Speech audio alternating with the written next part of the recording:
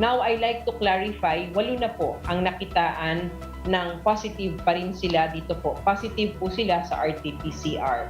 And let me give you a rundown, okay? So ito pong 8, isa po yung taga City of Manila, ang taga Cagayan de Oro po ay 4, isa pong taga Misamis Oriental at saka 2 returning overseas Filipinos. Lahat po sila halos, no, yung city values nila matataas. Ibig sabihin, mababa na yung viral load sa katawan and therefore, most likely, hindi na sila ganun ka-infectious. But of course, we would still like to be very sure. That's why they are now in quarantine pa rin po at binabantayan po natin sila. That was DOH Undersecretary Maria Rosario Vergere announcing that 8 of the 16 new Delta cases previously tagged as recovered are still active. The said cases yielded positive results in their retests. But health experts believe that this is only because SARS-CoV-2 has a longer shedding time of as much as 21 days. Contact tracing efforts are still ongoing with some 90 close contacts already tracked.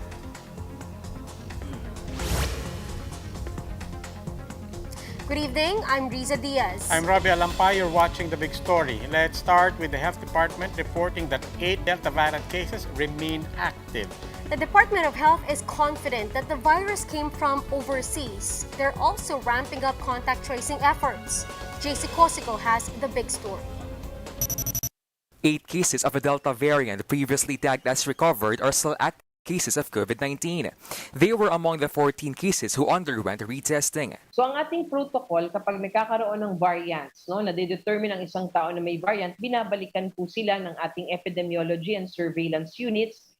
4 of the Delta cases are from Cagayan de Oro, 1 each in Manila and Misamis Oriental, and 2 are returning overseas Filipinos. They are all now asymptomatic and under quarantine. Lahat po sila halos, no, yung city values nila matataas. Ibig sabihin, mababa na yung viral load sa katawan and therefore, most likely, hindi na sila ganun ka-infectious. Infectious disease expert Dr. Ronjin Sulante said the virus may have shed longer in the patients. Makikita natin na even after 10 days or 14 days na the testing is positive, pwede pa rin makitaan sila after 21 days. 91 contacts of the 16 latest Delta variant cases have been traced. 46 of them are contacts of the infected ROFs, 27 from Region 10, 10 from Region 6, and 8 from NCR. Manila City has also reported tracing 36 people. So hindi pa ho tapos ang backtracing natin, pinagpapatuloy pa rin natin para makita natin lahat ng taong nakasalamuhan itong mga individuals na to. Vergere said they're not determining the origin, but they assume it didn't mutate here. Definitely, ang assumption namin, it really came from abroad. Now, as to the origin at kung saan yung source of infection, that is what we are trying to find out right now.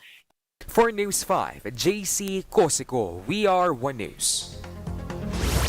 How will this current development on the local cases of Delta variant affect the government's COVID-19 game plan? Joining us tonight, Ted Herbosa, Special Advisor to the National Task Force Against COVID-19. Dr. Herbosa, welcome again to The Big Story. Good evening, Robbie, and good evening to all the televiewers of The Big Story. So, sir, learning a new term here, shedding time. There are now suggestions that the Delta variant, the shedding time could take as long as 21 days. Does that mean that we should be reconsidering, let's say, quarantine times? Well, when you say shedding, that means portions of the virus are still detected within the individual after patient has recovered or has no symptoms anymore. They may be shedding the viral particles, but they may not be infectious. So in fact, that was mentioned in the news article that the cycle times were high. That means they have low viral load. So that's what that means. So maybe we just have to make sure that they quarantine a little longer if you want to be really sure. But might that become policy and might that become the standard? No, it's actually even in the previous variants, the original variants, some persons who get infected still continue to test after 14 days as positive, even without symptoms. Okay, now in the meantime, how does this square, I mean, our rising concern for for the Delta variant. With our easing of restrictions for the rest of the month, are we confident that we have everything in place? I think we're very cautious. I think the Metro Manila mayors are also rethinking the issuance about allowing children to go out. So I think they may review that. I think what's important is to implement the four-door policy of the Department of Health. Number one is really the first door is really border control, making sure that no other people from the countries with high Delta variants enter the Philippines. Number two is active surveillance, and you saw from the news clip that they're actively searching all the contacts of those that were found to have positive Delta variants, including those that are still active. And number three, making sure you isolate them and treat them so they don't infect any other people. And the fourth door is making sure everybody gets vaccinated with their 2 doses, because that's what's been found in the other countries, that people who have partial vaccination are the ones that get to become infected, and those that are fully vaccinated tend to be more protected. Dr. Ted Herbosa, Special Advisor to the National Task Force Against COVID-19. Maraming salamat po. Now, Metro Manila is also having its share of bad news as COVID-19 transmission has risen again. Tonight's big number is from Octa Research Group, 11%. This is how much new daily cases in the capital region increased over the past week. Reproduction number is also beyond the ideal threshold. It's now at 1.06.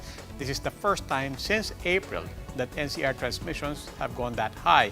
Octa says Manila and Makati had the highest reproduction numbers. Elsewhere in the world, COVID-19 cases continue to surge. France, for one, has entered its 4th wave of the pandemic. That entails adjustments, such as the requiring of health passes in a wide array of venues.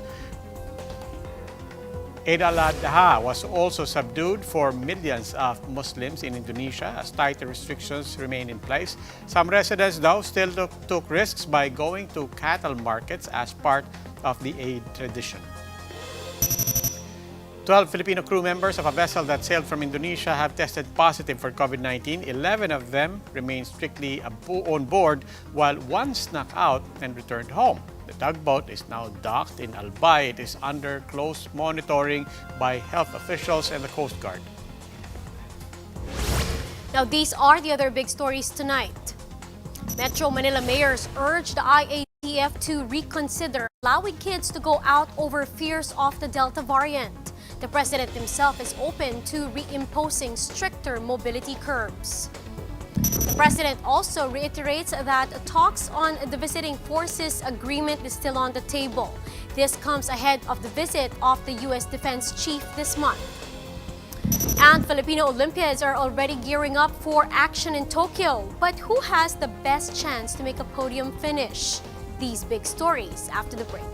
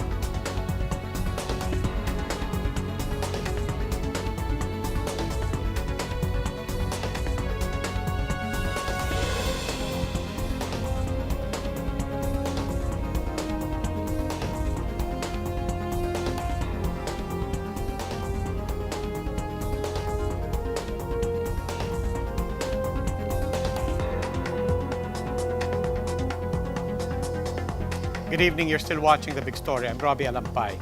With local cases of the Delta variant and a spike in cases in and out of Metro Manila, the president is not discounting the possibility of reimposing strict restrictions. Maricel Halili with this report.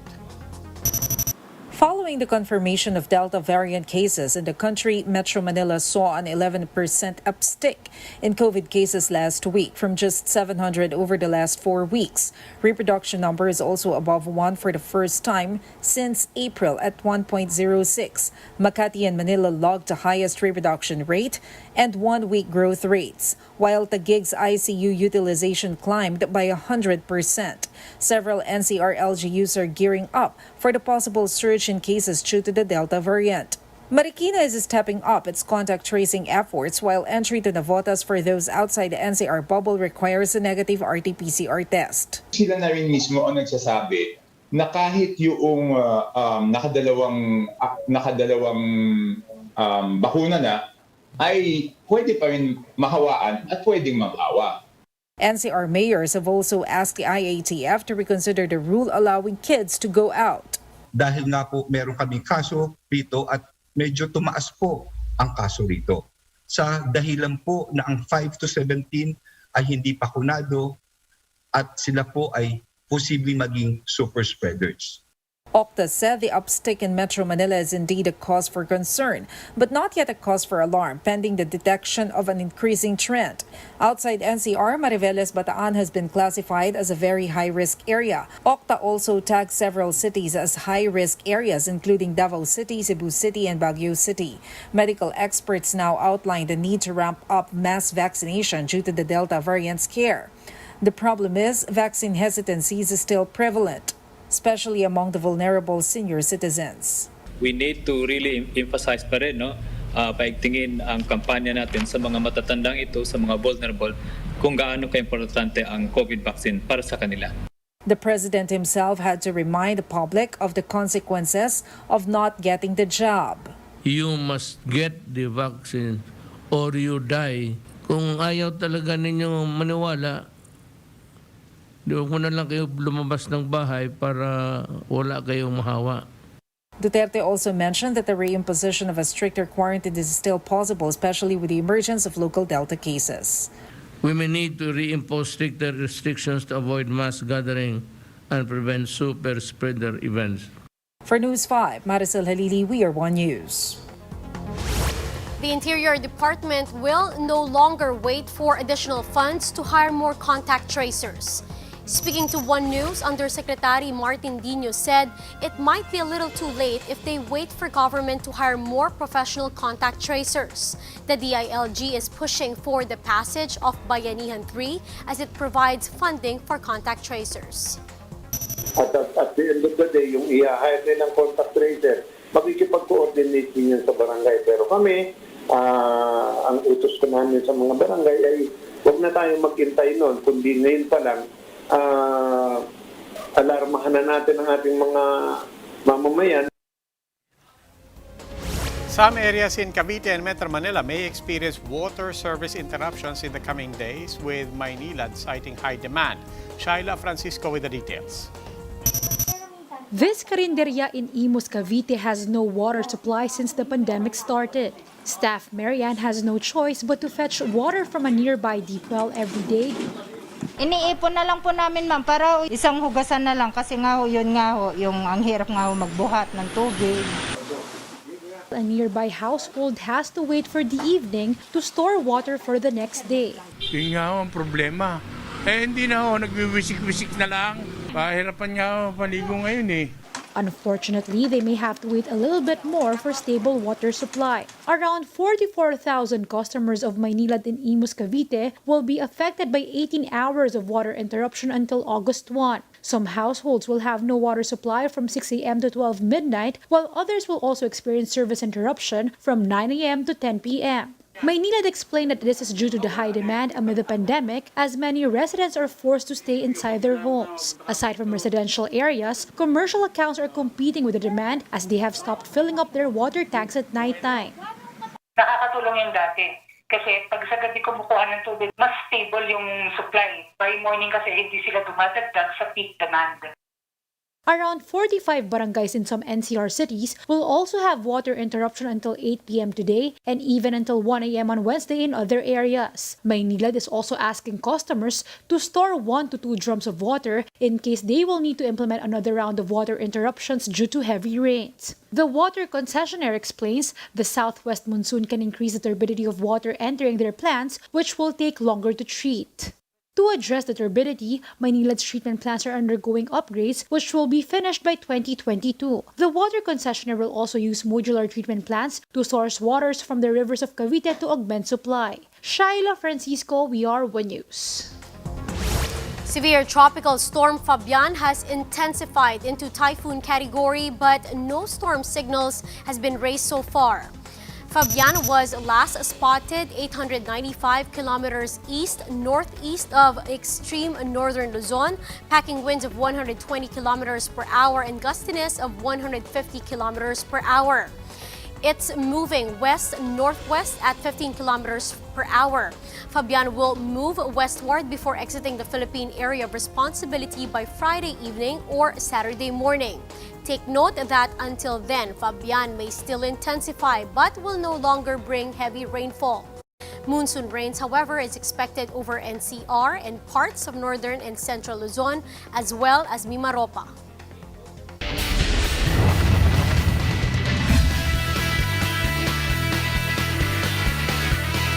Two PBA games set for tomorrow have been postponed due to health and safety protocols. The bout between TNT and Magnolia as well as Terra Firma and Alaska have been postponed. That's after 4 players off the TNT Tropang Giga tested positive for COVID-19. The game between Phoenix and Northport will push through at 3 p.m. while Alaska will be pitted against Magnolia instead at 6 p.m. Meanwhile, in the PVL, the Creamline Pool Smashers scored their second win in the season after beating the Petrogas Angels 3-1. Now, as for the second game, it's a set apiece for the Black Mamba Army Lady Troopers, the Ballypur Purist Water Defenders. And a time for another quick break. When we return, what's at stake in the upcoming visit of U.S. Defense Secretary Lloyd Austin to the country? And 3 days to go before the Olympics. Find out how our athletes are gearing up for action. The details after the break.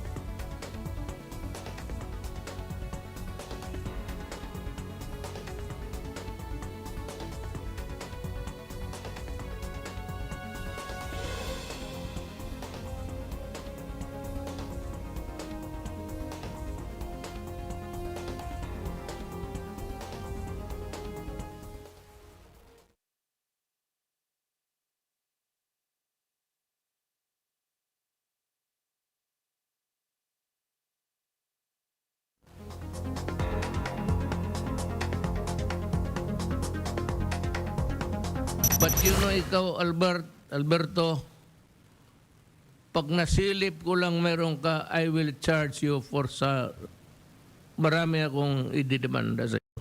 You are, in olden times, kung atwar lang tayo sana, you are guilty of treason. Kaya nga pala, kasi hindi ka Pilipino. That was President Rodrigo Duterte accusing former Foreign Affairs Secretary Albert De Rosario of treason, and then proceeded to question Mr. De Rosario's nationality. This was in reaction to the former Foreign Affairs Secretary's claim last week that high-ranking Chinese officials had been bragging about influencing the 2016 polls. Duterte denied receiving help from China and he threatened to sue De Rosario. In the same public address last night, the president said he wants to dialogue with U.S. representatives over the visiting forces agreement. Talk on the VFA and other key security issues could be in the offing with the upcoming visit of U.S. Defense Secretary Lloyd Austin this month. To explain to us what we can expect, we have with us One News Defense Editor Manny Mogatong. Manny. Manny, Good can you hear? evening. Okay, good evening. What do we know about this upcoming trip and how important is this to our foreign affairs? Well, this is a very important visit because it is not only symbolic for the two countries who have been military allies for the past 70 years, but it also reaffirms the significant role of the Philippines under a new Indo-Pacific security strategy to prevent China from changing the status quo in the region. Okay, I mean, so in specifics, what would be on the agenda you would expect? Well, in the agenda is, number one is the bilateral security relations, the BFA, the South China Sea. But this and training like Balikatan and set up supply depot and staging areas to counter China. Okay, maraming salamat, Manny Mugato. We do apologize for those technical problems.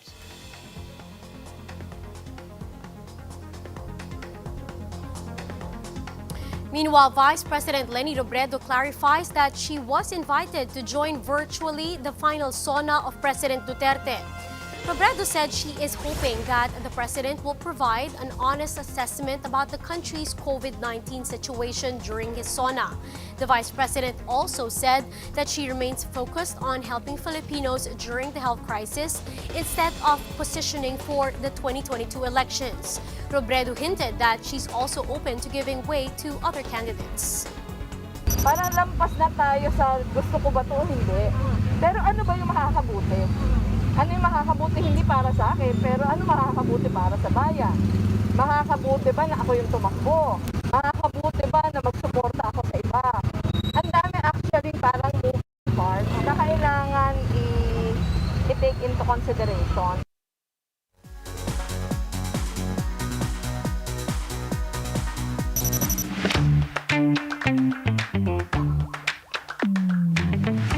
Hindi ito kathang isip. Ben and Ben vocalists Paulo and Miguel of long hair fame are the new endorsers of a popular hair care brand. They've also made history as the brand's first male endorsers since it launched in 1984. Paano ba nagsimula ito? Actually, nagsimula yata ito sa meme. Oo nga. The band's fans, dubbed Liwanag, created that meme. What started out for some laughs turned into reality. In this unboxing video, Paulo and Miguel felt honored to be able to break gender stereotypes. Nasa sachet ka na rin! Ah, sachet ba to? Oh my gosh. They've been shattering gender norms recently. On Instagram, Paulo had posted a photo of himself wearing a colorful dress, falling below his knees. He called out critics who assume anyone's gender based on the clothes they wear. Paulo also urged the public to be free in expressing themselves. Nick Garcia, We Are One News.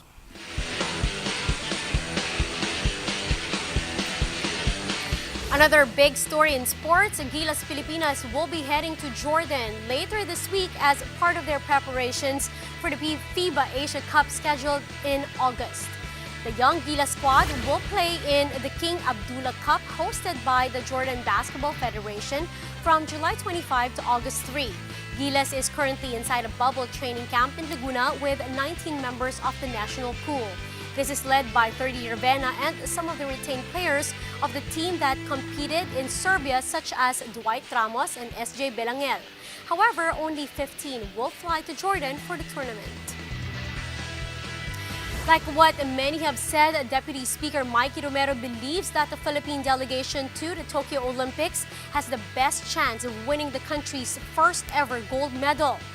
Speaking in a Philippine Writers Association forum, Romero predicted the country could win a minimum of 2 and a maximum of 5 medals, whether gold, silver, or bronze. Among Romero's picks were shooter Jason Valdez and 2016 Rio Games weightlifting silver medalist Hidilyn Diaz. He also mentioned the U.S. Women's Golf Open champion Yuka Saso and Asian Games skateboarding gold medal winner Marjeline Didal. This might be our strongest, no? The other Philippine delegations, wala naman tayong mga US Open champion, wala naman tayong silver medalist ng Olympics na nakakatapos lang, wala naman tayong mga 3, 4, 5 times Southeast Asian Games gold medalist. And days ahead of the Games, our Pinoy athletes keep their eyes on the prize and are undergoing training. Weightlifter Heidelin Diaz did strength and conditioning for her 4th Olympic run, but she's not all business. Diaz and her team, HD, are still game for selfies with the Philippine flag at the Olympics Athletes Village. Swimmers like Gabi and Remedy Rule took a dip at the newly constructed Tokyo Aquatic Center, while rower Chris Nevares has been training for 2 days straight at the 6-meter deep-sea forest waterway. Our coverage team has also arrived at the airport, Arsagos. They're under strict monitoring after rounds of tests.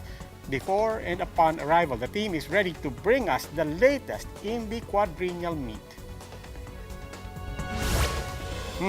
Malapit na. The athletes are there. Our team is there. Gretchen is there. Excited ka na ba sa Olympics? Excited na, Robbie. Friday would be the first day of the Games. But, you know, not only for, of course, our athletes, but for the whole contingent himself. Imagine, Robbie, na-delay na to for 1 year. And now, finally, it's happening. We just pray and hope that, of course, nothing untowards would happen. Yes, we're praying for everybody, but you're absolutely right. We're all looking forward to something that the whole world can celebrate. Right. At ang unang ginto para sa Pilipinas.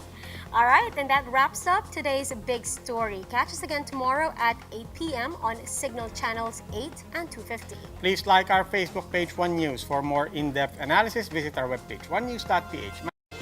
Wash hands. And stay safe, Philippines. I'm Robbie Alampay. And for Gretchen Ho, I'm Riza Diaz. We are One News. Good evening.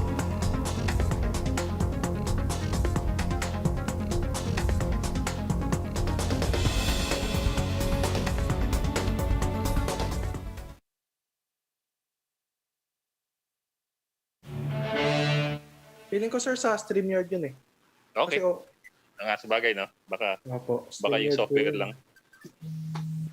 Sana. Sa bagay, nasa Metro Manila lang siya eh. Opo, nasa San Juan lang siya eh.